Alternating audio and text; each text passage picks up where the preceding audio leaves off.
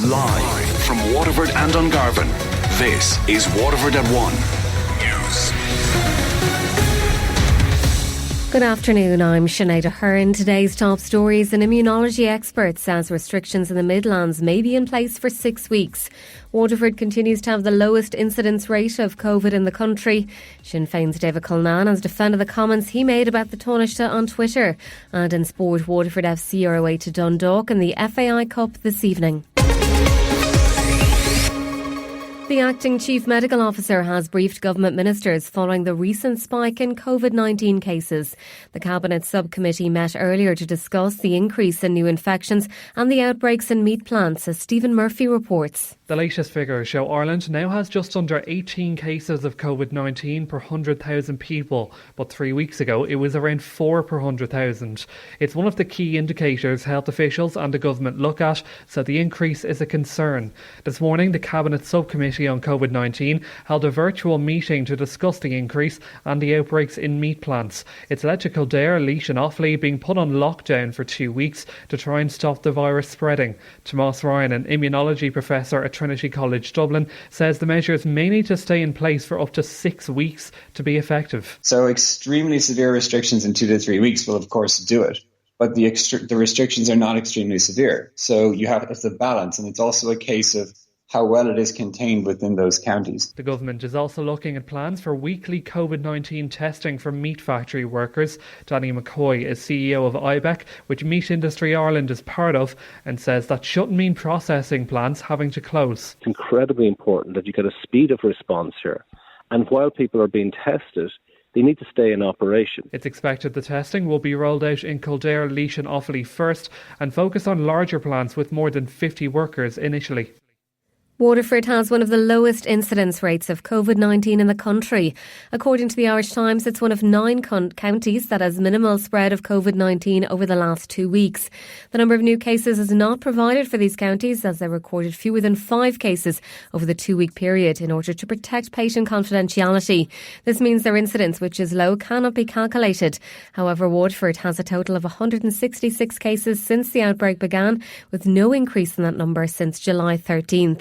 As of 8 o'clock last night, there were no confirmed or suspected cases of COVID-19 on site at University Hospital Waterford. 4 cases of coronavirus have been found in New Zealand, more than 100 days after the country declared itself COVID-free.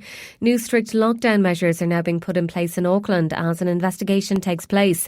Adrian Harmon reports. Up to now, it had been 102 days since the last locally acquired case of COVID-19 in New Zealand. However, 4 new cases of community transmission have now been discovered.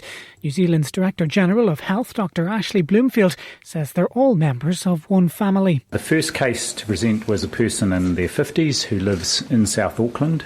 All those family members residing in the same household. There were another 6 were all tested, and 3 of the 6 have returned positive test results. A temporary lockdown's been ordered for the South Auckland area from tomorrow until Friday. All schools, most businesses and public facilities must close, and people are asked to stay at home. Prime Minister Jacinda Ardern says it's a precautionary measure. These 3 days will give us time to assess the situation, gather information, make sure we have widespread contact tracing so we can find out more about how this case arose. The 4 new cases bring New Zealand's total since the outbreak to 1,223, with 22 deaths. A Waterford TD has defended the comments he made about the Taoiseach on Twitter. Sinn Féin's David Cullinane criticised the Minister for Enterprise, Trade and Employment for taking part in a photo shoot yesterday morning. He tweeted that with 3 counties in lockdown and many businesses still closed, frontline health staff at breaking point, Mr Varadkar trying on fashion shoes was out of touch.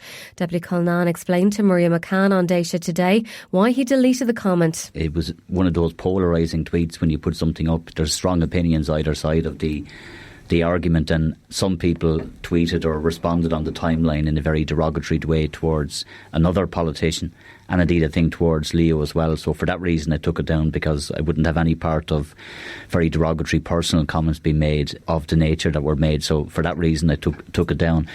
And you said it backfired. I think it was one of those tweets that just went off in a million different directions and people read into it, at least the supporters of Leo read into it what they wanted. He says the point he was making wasn't about shoes at all. Whether he was in a shoe shop or a clothes shop or getting his hair done or whatever it was more that there seems to be, from my perspective anyway, and I'm entitled to make that point, more style over substance and almost an obsession with these type of photo shoots, which is the point I was making. People picked up on the shoes element of it and, were trying to make out that I was against Leo buying a pair of shoes. Local shoe boutique owner Jenny Kervick of Jenny Shoes says that buying fashion shoes is no less important than buying other items. I think it's a very unfair way to look at it. I mean, it's so important for everybody. I think, if people want to look good and feel good, if it keeps them in good spirits, if they, whatever way they want to spend the money, if it's home decorating, doing up the gardens, wherever they spend it, it's all really important at the end of the day to keep that economy going. I don't think you can dismiss any of it.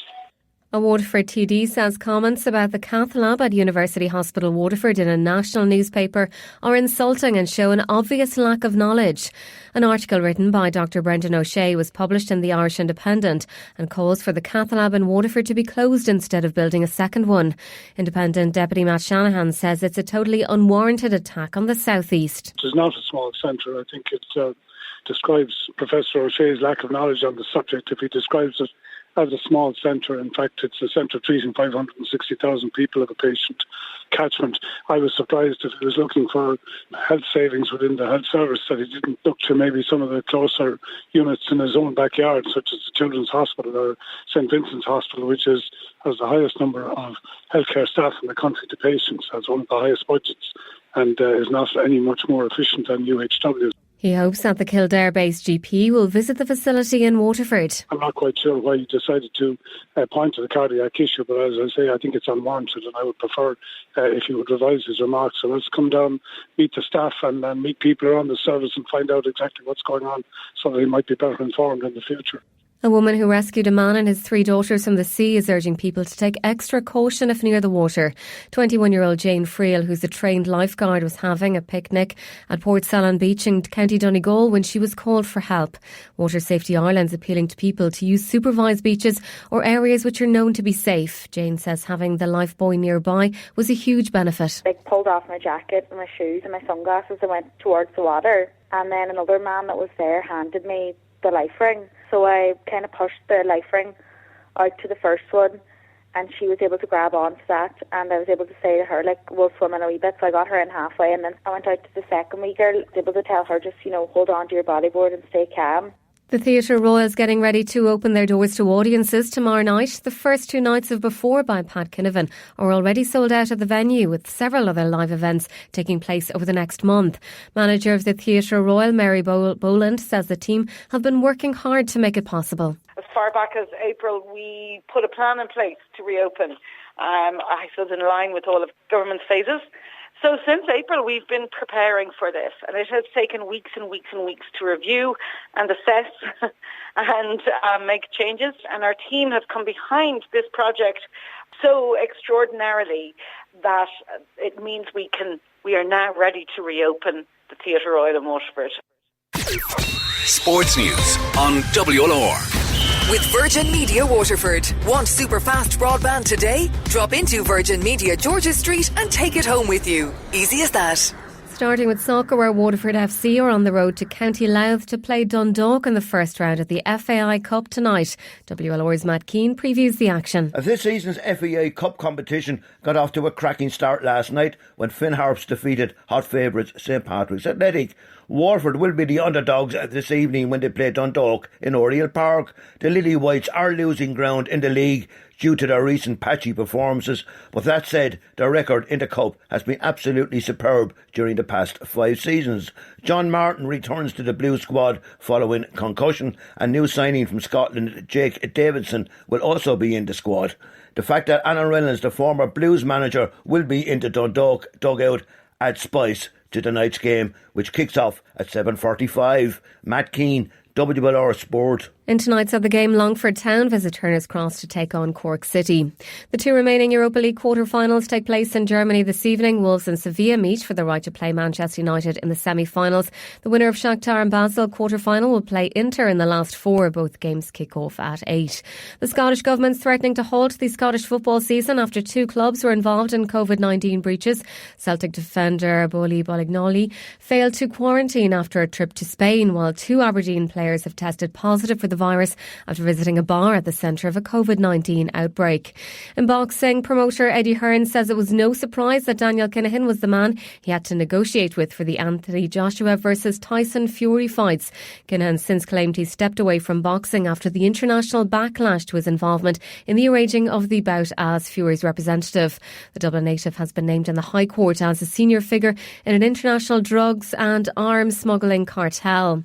And in golf, this year's Dubai duty-free Irish Open set to be moved from Mount Juliet to the Galgorm Spa and Golf Resort in Northern Ireland. That's according to a report in the Irish Independent. Sports news on WLR is thanks to Virgin Media Waterford.